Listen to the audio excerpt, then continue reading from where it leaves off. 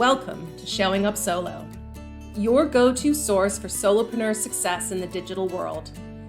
You're not just running a business, you're wearing all the hats, from CEO to content creator. What if I told you there's a way to master online marketing without sacrificing all your time? Hello, and welcome back for episode 2 of the Solo CEO series. I hope you enjoyed the last episode where we talked about some of the first few things you need to consider when starting an online business. Today, get ready because it is time for my famous shoe store analogy. I am going to explain how the different pieces of your online marketing strategy fit together using my favorite shoe store analogy. So let's dive in. Imagine that you are just walking down the street, you're downtown, there's stores with window displays on either side. Suddenly, one catches your eye. It's a shoe store, and in the window are some gorgeous heels, maybe a matching bag as well, some photos of people looking super happy in their shoes. Whatever it is that catches your eye, you immediately know that this is a shoe store, that it's got the kind of shoes you like, that it caters for you and your taste, and it's enticing you to go in further. You can't just stand there staring at the shoe. You've got to go in and try it on. So you open the door and you step in and you find yourself in a beautiful, modern, minimalist setup. There's clean white walls with those translucent shelves and just a few shoes dotted here and there. It's not one of those busy, crowded box after box. It's just like one of each shoe, beautifully laid out, maybe a few handbags on display, some relaxing music playing, nice lighting. And you start to walk around the store, probably reaching out and touching the shoes as you go past, picking them up, feeling the weight, touching the leather, seeing how they feel. Then, as the sales associate, who's been politely standing back for the moment, sees you holding on to a shoe for a little bit longer than necessary, they approach. They ask you how you're doing, and offer to bring you that shoe you are holding in your size. And of course you say, yes, please. I'd love to try this on. And they maybe ask you a few more questions. Is this for a special occasion? Do you have an event that you're trying to find a shoe for? Or is it just a general work shoe? And as they get more information and you tell them what you're looking for, why this shoe would appeal to you, they're gathering information so that when they go back into the stockroom and eventually emerge, they don't come with just the shoe that you've asked for. They come with some suggestions based on the information that they've gained from you. You sit down, they're really professional.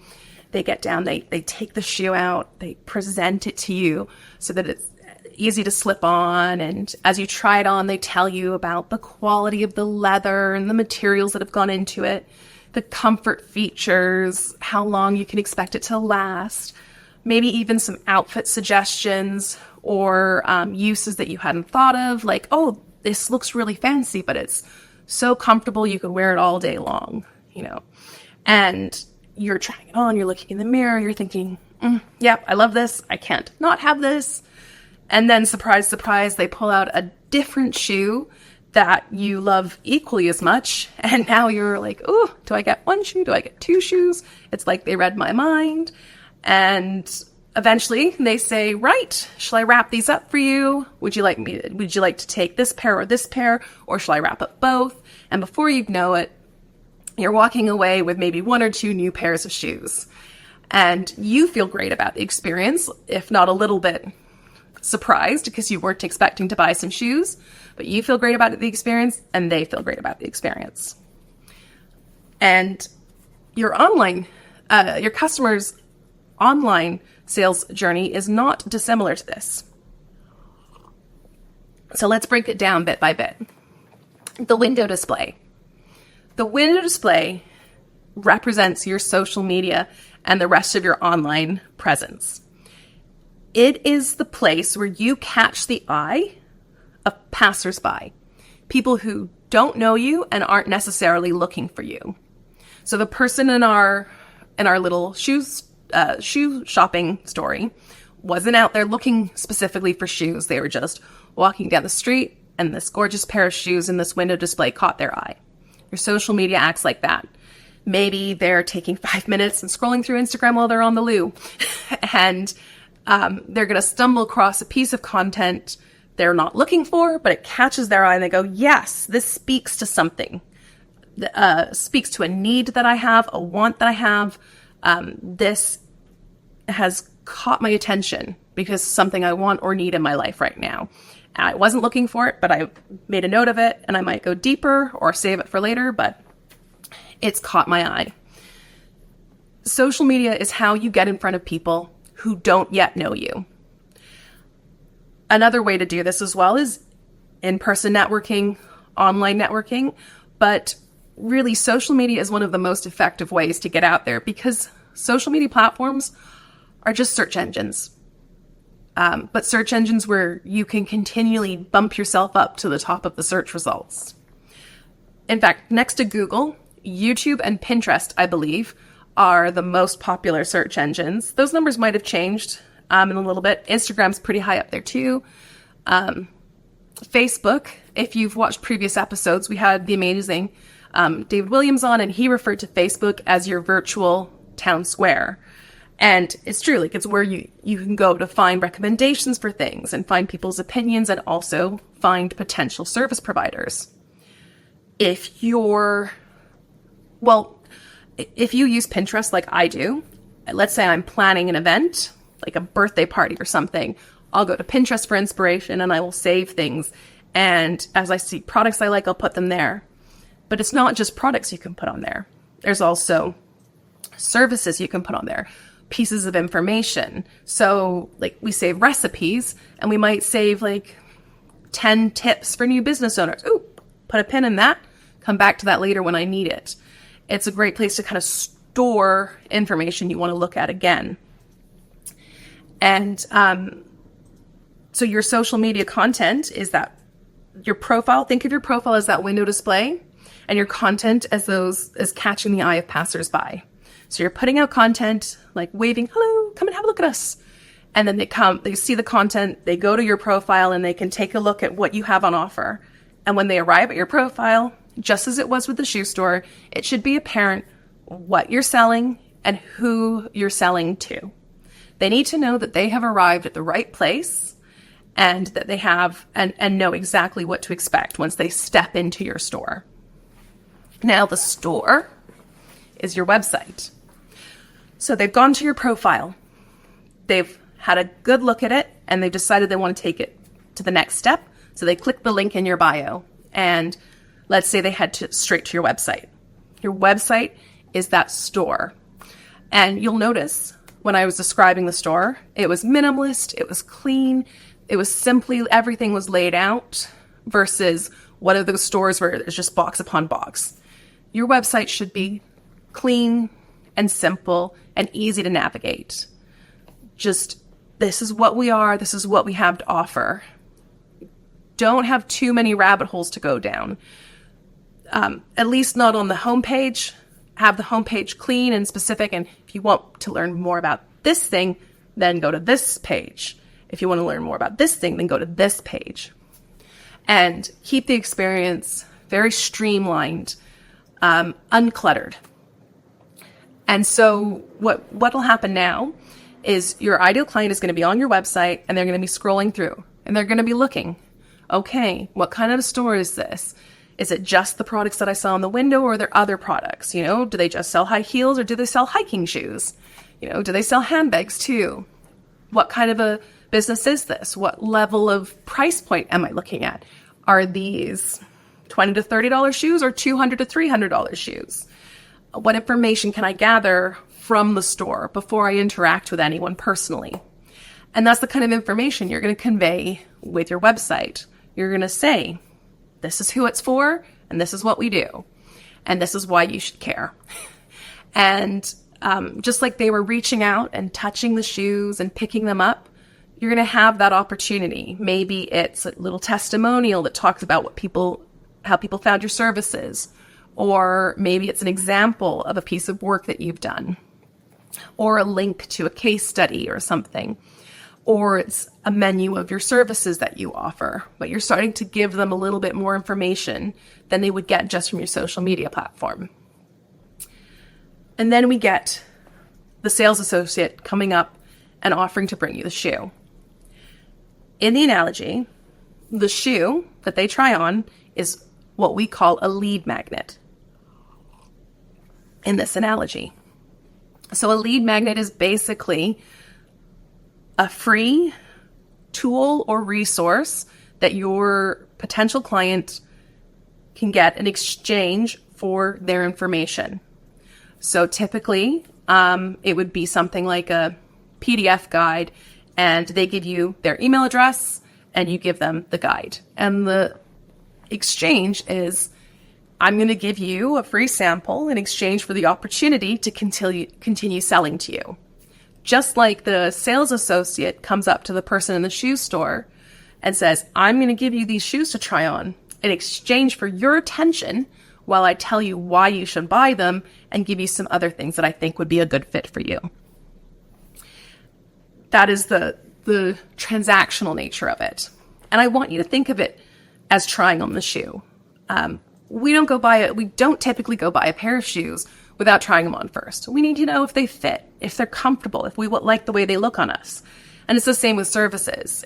If you've never purchased a specific kind of service before, it's going to be hard to part with a couple $1,000s without first knowing what you're getting into.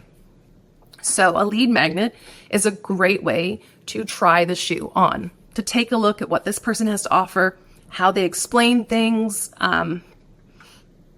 what they're able to do. It could be a PDF guide, it could be a video, it could be a free lesson.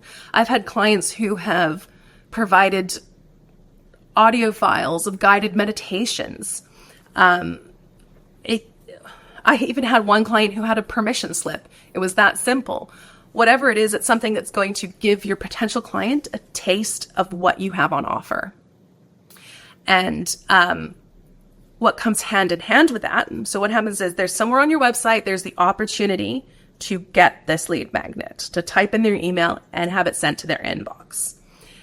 And then with it comes your sales associate, your virtual digital sales associate, which is an email marketing sequence. So what happens is you use an email marketing program like Flowdesk to automatically send emails to people who have just downloaded your lead magnet. The first one will just be simple. Here's your lead magnet, enjoy. But then the rest will build upon that experience. Just like the sales associate asked questions, got to know more about what the client wanted, and then brought them the shoes that they thought would be the best fit for their needs. Your emails will do the same. They're going to ask questions about the client, invite a back and forth conversation. They're going to deliver additional value. So you, like with the shoes, this is the quality of leather and the quality of materials. Oh, this is the resource you've got. Here's some more quality that'll go into it, or here's some ways to use it that you might not have thought of. And then deliver more value. Oh, here's another pair of shoes I thought you might like. Oh, here's another resource I thought you might enjoy, or a way to expand upon it. Last episode, I mentioned a resource that I have for free called 3 Things You Can Do today to get your first few clients. The email sequence that follows that up, if some of you downloaded it already, maybe you've already experienced it, but it expands on the content of the guide. So it takes what's in the guide and then it goes deeper. So I'm offering more value on top of that simple PDF guide. And once I've finished expanding on the guide, I give even more free information, another piece of value as well, so that there's a reason for people who've downloaded it to keep opening the emails. And it's coming very much from a point of giving and giving and giving. Just like the sales associate isn't being high pressure with their sales, they're just saying, this is something you've expressed you're interested in, and here's something I think is going to be a really good fit for you. And then by the end of it, your client is thinking, wow, I really don't have a good reason not to get this. I really like this. I can really see the reason for it. I can see the purpose, and I really want to get it. And then we hopefully move on to the final bit, which is the purchase. Now, of course, in our shoe store analogy, this would be going up to the cashier and, swapping your credit card for the, handing over your credit card, making the purchase, and then walking out with the shoes. In online sales, it may look more like, it could be as simple as an online purchase, add something to cart and put in your info, but it could also be booking a discovery call or a sales call. And that's where the end of the sales process goes. That would be where they would ask any of their lingering questions, but also give you the opportunity to close that sale. If you've set up your online marketing strategy right, those calls will be more of a just making sure call versus interviewing you. It would be, they've come into the call already 95% sure they're what they're getting and that they're going to get it. And you're just confirming their decision, making sure you're helping them do their due diligence by showing that you're a real person, that you really know what you're talking about, and that it's going to be a right fit for them. And you can use your email sequences, your website, and your social media to do a lot of the heavy lifting for you ahead of it, so that by the end, you may not even need to do sales calls. I rarely, if at all, do sales calls now because I have it all so lined up that people know what they're getting when they reach out to me. More often than not, what I'll get is maybe someone booking a power hour with me. So they're paying for my time, and that's their little way of testing out what it's like to work with me if they're unsure. So that is the shoe store analogy and the elements that go into an effective online marketing strategy and how it relates to the mindset of your clients. So they go from not knowing who you are, not really looking for you, to you catching their eye with your social media window display, drawing them in, showing them more about who you are and what you have to offer, and then connecting what they want to what you have and helping them see the value and the connection between the two things, and then leaving happy to have made a purchase. So there we go. That is the famous shoe store analogy in its entirety. Let me know if you've enjoyed that or if you'd like me to explain this in a different way. Can you tell that I used to work at a high-end shoe store? But I hope you enjoyed that, and I hope you found that really helpful in terms of understanding how an online marketing strategy fits together. In the next few episodes, we're going to dive deeper into the individual elements, what goes into those strategies, things to consider, and everything that goes into that. And as a note, what I'm going to be explaining is basically the foundations of my Foundations for Success program. So I created the Foundations for Success program to give new solo CEOs everything they need to know to start their online marketing for their business. We do it in the reverse order to the analogy. We start with the messaging, then we go into the websites, then we do email marketing, and then we do social media. There's a reason for that. It's because the content that you create for one then can be reused to create the content for the other. So I've designed it that way in terms of making it less work for you in the long run to create it in that way. But it's also really good to keep in mind how the process works IRL, out there in the real world. If you're interested in learning more about the Foundations for Success program, or my 6-month coaching program, Set Up for Success, which works through those, but with bi-weekly coaching calls as well, you can find that all at showingupsolo.com. And you can also, if you'd like to take the first step, and that is working on your messaging, feel free to download my new free resource, Crystallize Your Message, which is a guide to really nailing down who you want to work with and what you want to offer and how to communicate that effectively. Thanks so much for tuning in. Thanks for tuning in to another episode of Showing Up Solo. If you've enjoyed this episode, please consider leaving us a review or sharing your thoughts in the comments. These simple gestures help us appease the algorithm gods and continue to bring you great, free education. Ready to navigate the world of marketing with confidence? Take the Marketing Compass quiz, available at showingupsolo.com, to discover the next phase of your journey. And don't forget to explore our range of courses and coaching programs while you're there. Let's transform your solo venture into a thriving success story together. Until the next episode, keep showing up and making your mark in the world of solopreneurship. See you soon.